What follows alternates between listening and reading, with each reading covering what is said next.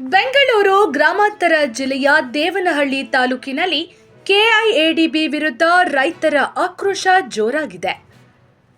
ದೊಡ್ಡಬಳ್ಳಾಪುರ ತಾಲೂಕಿನ ಕೊನಘಟ್ಟ ಗ್ರಾಮದಲ್ಲಿ ಕೈಗಾರಿಕಾ ಪ್ರದೇಶ ಅಭಿವೃದ್ಧಿ ಹೆಸರಿನಲ್ಲಿ ಭೂ ಸ್ವಾಧೀನಕ್ಕೆ ಮುಂದಾದ ಕೆಐಎಡಿಬಿ ನ್ಯಾಯಾಲಯಕ್ಕೆ ಸುಳ್ಳು ಮಾಹಿತಿ ನೀಡಿದ ಆರೋಪ ಕೇಳಿಬಂದಿದೆ.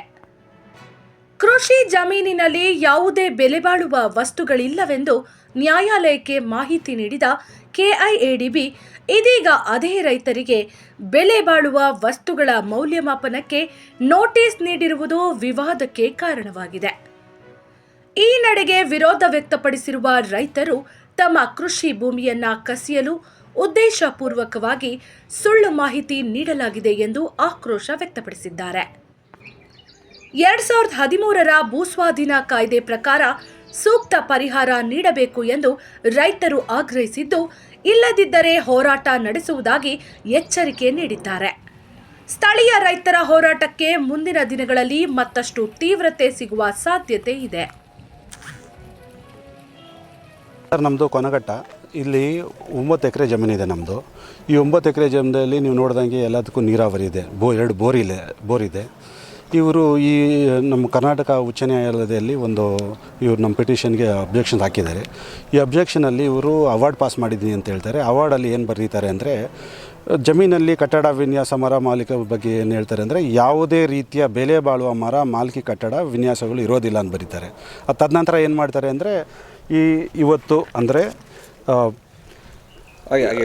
ಇವತ್ತು ಇದು ಮೌಲ್ಯಮಾಪನ ಮಾಡಬೇಕು ಮರಗಳ್ದು ಅಂತ ಬರ್ತಾರೆ. ಉಚ್ಚ ನ್ಯಾಯಾಲಯದಲ್ಲಿ ಏನು ಹೇಳ್ತಾರೆ, ಏನು ಜಮೀನು ಬೆಲೆ ಬಾಳೋಂಥದ್ದು ಮರಗಳು ಮಾಲೀಕಿ ಕಟ್ಟಡ ಏನೂ ಇಲ್ಲ ಅಂತಾರೆ.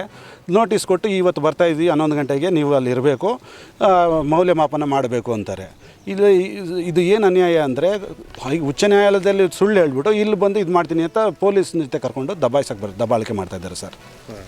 ಅಲ್ಲ, ಇವಾಗ ನಿಮಗೆ ಕಾಂಪನ್ಸೇಷನ್ ಯಾವ ಇದ್ರ ಪ್ರಕಾರ ನಿಮ್ಗೆ ಕೊಡ್ತಾ ಇದ್ದಾರೆ, ನೀವು ಯಾವ ಪ್ರಕಾರ ಕೊಡಬೇಕು ಅಂತೇಳಿ ಇದು ಮಾಡಿ? ಹೌದು ಸರ್, ನಮ್ಮ ಮನವಿ ಏನು ಅಂದರೆ, right to fair compensation act 2013 ಈ ಹದಿನಾರನೇ ಹೊಸಳ್ಳಿ ನೋಟಿಸ್ ಬಂದಿರೋದು ಕೆಡಿಬಿದು 2022ರಂದು.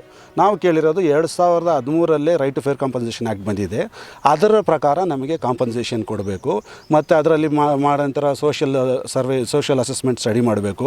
ನಮ್ಮ ಸ್ಥಳೀಯರಿಗೆ ಏನೇನು ಬೇಕು ಇಲ್ಲಿ ಮಾಡಬೇಕಂಥದ್ದು ಸ್ಕಿಲ್ಸ್ ಡೆವಲಪ್ಮೆಂಟು ಕ್ಲಾಸಸ್ ಎಲ್ಲ ಏನೂ ಮಾಡಿಲ್ಲ. ಇಲ್ಲಿರೋ ನಮ್ಮ ರೈತರಿಗೆ ಯಾವ ರೀತಿ ಉದ್ಯೋಗ ಕೊಡ್ತೀರಾ? ಇಲ್ಲಿ ವಿದ್ಯಾವಂತರು ಇದ್ದಾರೆ, ಅವಿದ್ಯಾವಂತರು ಇದ್ದಾರೆ. ವಿದ್ಯಾವಂತರಿಗೆ ಯಾವ ಥರ ಉದ್ಯೋಗ ಒದಗಿಸ್ಕೊಡ್ತೀರಾ? ಅವಿದ್ಯಾವಂತರಿಗೆ ಏನು ಮಾಡ್ತೀರಾ? ಏನೂ ಮಾಡಿಲ್ಲ ಸರ್. ಇವರು ಈ ಅಸೆಸ್ಮೆಂಟ್ ಮಾಡಬೇಕು ಆಗಿರೋದು 2013 ಆ್ಯಕ್ಟ್ ಪ್ರಕಾರ ಅದು ಕಡ್ಡಾಯವಾಗಿ ಮಾಡಲೇಬೇಕು. ಅದು ಮಾಡಾದ್ಮೇಲೆ ನೋಟಿಸ್ ಜಾರಿ ಮಾಡಬೇಕು. ಇವರು ಏನೂ ಇಲ್ಲದೆ ಅವಾರ್ಡ್ ಬೇರೆ ಪಾಸ್ ಮಾಡ್ತೀನಿ ಅಂತಾರೆ. ಅದರಲ್ಲೂ ಉಚ್ಚ ನ್ಯಾಯಾಲಯಕ್ಕೆ ಸುಳ್ಳು ಹೇಳಿದ್ದಾರೆ ಸರ್. ಇವಾಗ ಟೋಟಲ್ ಫೇಸ್ 2 ಅಲ್ಲಿ ಎಷ್ಟು ಎಕರೆ ಈ ಕೆಡಿಬಿ ವಶಪಡಿಸ್ಕೊಳ್ತದ್ದು, ಮತ್ತು ಈಗ ರೈತರಿಗೆ ಯಾವ ಬೆಲೆ ಕೊಡ್ತಾ ಇದೆ, ಮತ್ತು ನಿಮ್ಗೆ ಯಾವ ರೀತಿ ದೋಖ ಮಾಡ್ತಾ ಇದೆ ಕೆಡಿಬಿ ಅಂತ? ಸರ್, ಫಸ್ಟ್ ಬಂದು ಇಲ್ಲಿ 1000 ಎಕರೆ ಚಿಲ್ಲರೆಗೆ ನೋಟಿಫಿಕೇಷನ್ ಆಗುತ್ತೆ, ಪ್ರಿಲಿಮಿನರಿ ನೋಟಿಫಿಕೇಷನ್ನು. ಕೊನೆಯದಾಗಿ 974 ಎಕರೆ ಚಿಲ್ಲರೆ ಆಗಿದೆ.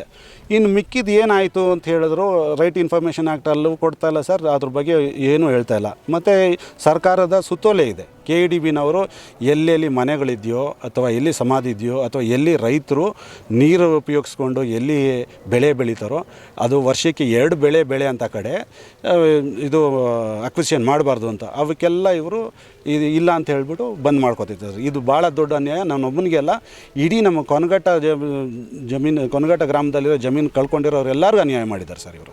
ಇವಾಗ ಏನಾಗಬೇಕು ಸರ್ ನಿಮಗೆ? ನಮಗೇನು ಅಂದರೆ, right to fair compensation act ಪ್ರಕಾರ ಏನಿದೆ ಕಡ್ಡಾಯವಾಗಿ ಏನೇನು ಮಾಡಬೇಕು ಅದೆಲ್ಲ ಮಾಡಿ, ನನ್ನೊಬ್ಬನಿಗೆ ಅಲ್ಲ, ಇಲ್ಲಿ ನಮ್ಮ ಇರೋಂಥ ಕೊನಘಟ್ಟ ಗ್ರಾಮದಲ್ಲಿ ಯಾರ್ಯಾರು ಜಮೀನು ಕಂಡುಕೊಂಡಿದ್ದಾರೋ ಅವ್ರಿಗೆಲ್ಲವನ್ನು ಆ ಕಾನೂನು ಪ್ರಕಾರ ಏನೇನು ಮಾಡಬೇಕು, ಅವ್ರಿಗೆ ಉದ್ಯೋಗ ನಿರ್ಮಿಸೋದು ಬದಲಿ. ಈಗ ಕೆಲವರು ರೈತರು ಕೆಲಸ ಬಿಟ್ಟರೆ ನಾವು ಏನು ಮಾಡೋದಿಲ್ಲ. ಅಂಥವ್ರಿಗೆ ಬೇರೆ ಕಡೆ ದೊಡ್ಡಬಳ್ಳಾಪುರ ಜಿಲ್ಲೆಯಲ್ಲೇ ಎಲ್ಲಾದರೂ ರೈತ ಕೆಲಸ ಮಾಡೋಂಥ ಜಮೀನಿದ್ದರೆ ಆ ಜಮೀನುಗಳು ಕೊಡಬೇಕು. ಹಾಂ sir, 2013 right to fair compensation ಆ್ಯಕ್ಟಲ್ಲಿ ಪ್ರಮುಖವಾಗಿ ಏನೇನು ಹೇಳುತ್ತೆ ಅದು ಅಂಶ? ಫಸ್ಟ್ ಸರ್, ನೋಟಿಫಿಕೇಷನ್ ಸ್ಟಾರ್ಟ್ ಮಾಡೋ ಮುಂಚೆನೇ, ಕಮೆನ್ಸ್ಮೆಂಟ್ ಮುಂಚೆನೇ ಸೋಷಿಯಲ್ ಇಂಪ್ಯಾಕ್ಟ್ ಸ್ಟಡಿ ಮಾಡಬೇಕು ಇವರು. ಇಲ್ಲಿ ಪ್ರತ್ಯೇಕವಾಗಿ ಈ ಊರಲ್ಲಿ ಏನಿದೆ ಅಂದರೆ, ಕರಗ ಮಾಡ್ತಾರೆ. ಇಲ್ಲಿ ಈ ಸುಮಾರು 100 ಜನರ ರೈತರು ಬೇರೆ ಕಡೆ ಹೋಗ್ತಾರೆ. ಅವರು ಕರಗ ಇಲ್ಲದಿದ್ದರೆ ಅವ್ರ ಜೀವನ ಇಲ್ಲ. ಇನ್ನೂ 2 ದೇವಸ್ಥಾನಗಳಿದೆ. ಇವರೆಲ್ಲ ಬೇರೆ ಕಡೆ ಹೋದಾಗ ಅವರ ಸಂಪ್ರದಾಯಕ್ಕೂ ಅದು ಅಡ್ಡಿ ಆಗುತ್ತೆ. ಅವರಿಗೆ ಅದಕ್ಕೆ ಏನು ಮಾಡೋದು, ಅವ್ರಿಗೆ ಏನು ಮಾಡಿಕೊಡ್ತೀರಾ? ಮತ್ತು ಏನು ಹೇಳ್ತಾರೆ ಅಂದರೆ, ಇವರು ಬೇರೆ ಕಡೆ ಜಮೀನು ಇಲ್ಲೆಲ್ಲ ಇದ್ದರೆ ಅವ್ರಿಗೆ ಒದಗಿಸ್ಕೊಡ್ಬೇಕು. ಅವರು ದೂರ ಹೋಗಿ ಅವರ ಸಂಪ್ರದಾಯನ ಕಳ್ಕೊಳ್ಳೋದು ಬೇಡ ಅಂತ ಹೇಳ್ತೀನಿ ಸರ್. ಒಟ್ಟಾರೆ ಎಲ್ಲ ಕಾನೂನು ಉಲ್ಲಂಘನೆ ಮಾಡಿ ಇವರು ಇಲ್ಲಿ ಸ್ವಾಧೀನಪಡಿಸ್ಕೊಂಡು ಜಮೀನು KDB ಇವರು ಅಂತ. ಹೌದು ಸರ್. 2013 ಸುಪ್ರೀಂ ಕೋರ್ಟಲ್ಲಿ ಏನು ಹೇಳುತ್ತೆ ಅಂದರೆ, 2014 ಆದಮೇಲೆ ಯಾವುದಾದ್ರೂ ಬಂದರೆ ಅಕ್ವಿಷನ್ ಮಾಡಬೇಕು ಅಂದರೆ 2013 ಆ್ಯಕ್ಟ್ ಪ್ರಕಾರನೇ ಮಾಡಬೇಕು ಅಂತಾರೆ. ಇವರು ಲ್ಯಾಂಡ್ ಅಕ್ವಿಷನ್ ಆ್ಯಕ್ಟ್ 1894 ಪ್ರಕಾರನೇ ಮಾಡ್ತಾ ಇದ್ದಾರೆ. ಎಷ್ಟು ಹೇಳಿದ್ರು ಕೇಳ್ತಾ ಇಲ್ಲ ಸರ್. ಇವರು ಸುಳ್ಳು ಮಾಹಿತಿ ಕೊಡ್ತಾರೆ, ರೈತರನ್ನ ನಂಬಿಸಿ ಏನೋ ಕಾಗದದಲ್ಲಿ ಅವರೇ ಏಜೆಂಟ್ ಇರ್ತಾರೆ, ಕಳಿಸ್ತಾರೆ, ಖಾಲಿ ಪೇಪರ್ ಮೇಲೆ ಸೈನ್ ಹಾಕ್ಸ್ಕೊಂಡ್ಬಿಟ್ಟು ಅಗ್ರಿಮೆಂಟ್ ಅಂತ ಇದ್ದಾರೆ ಸರ್ ಅವರು. ಓಕೆ, ಇದ್ರ ಬಗ್ಗೆ ಅಧಿಕಾರಿಗಳು ನೀವು ಕೇಳಿದ್ದೀರಾ? ಅಧಿಕಾರಿಗಳು ಏನು ಹೇಳ್ತಾರೆ ಸರ್? ನಾವು ರೈಟ್ ಇನ್ಫಾರ್ಮೇಷನ್ ಆ್ಯಕ್ಟಲ್ಲಿ ಕೇಳಿದ್ದೇನೆ, ಮುಖ್ಯಮಂತ್ರಿ ಕಚೇರಿ ಮಾಡಿಲ್ಲ ಅಂದರೆ ನಮಗೆ ಒದಗಿಸ್ತಿರಲಿಲ್ಲ ಅವರು. ಈ ನಮ್ಮ ಹತ್ರ ಏನಿದೆ ಪತ್ರಗಳು ಕೆಲವು ರೈಟ್ ಇನ್ಫಾರ್ಮೇಷನ್ ಆ್ಯಕ್ಟಲ್ಲಿ ಅವ್ರು ಕೊಡದೇ ಹೋಗಿ ನಾವು ಮುಖ್ಯಮಂತ್ರಿ ಕಚೇರಿಗೆ ಬರೆದ ಮೇಲೆ ಅವ್ರು ಅಲ್ಲಿ ಬರೆದ ಮೇಲೆ ಅಲ್ಲಿ 60 ದಿನ ವಿಳಂಬ ಆದಮೇಲೆ ಕೊಟ್ಟಿರೋಂಥದ್ದು. ಇನ್ನು ಸಾಮಾನ್ಯ ರೈತರು ಹೋಗಿ ಕೇಳಿದ್ರೆ ಏನು ಕೊಡ್ತಾರೆ ಸರ್ ಇವರು? ಓಕೆ, ಇವ್ರಿಗೆ ಹೇಳೋರಿಲ್ಲ ಕೇಳೋರಿಲ್ಲ KDB ಅಧಿಕಾರಿಗಳು. ಹೌದು ಸರ್. ಮುಖ್ಯಮಂತ್ರಿ ಕಚೇರಿಯಿಂದ ಹೋಗೋ ಪತ್ರಕ್ಕೆ 50 ದಿನಕ್ಕೆ ಕೊಡ್ತಾರೆ ಸರ್ ಇವರು.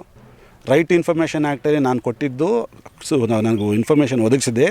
ಅವರು CM ಆಫೀಸಿಂದ CO ಹೋಗುತ್ತೆ, ಅವರು ಅಲ್ಲಿ 50 ದಿನ ತೊಗೊಂಡಿದ್ದಾರೆ ಸರ್ ಕೊಡೋದಕ್ಕೆ. ಇನ್ನು ಸಾಮಾನ್ಯ ರೈತರಿಗೆ ಏನು ಸಿಗತ್ತೆ? ನಿಮ್ಮ ಹೆಸರು? ನನ್ನ ಹೆಸರು ಜಾನ್ ಅಂತ ಸರ್.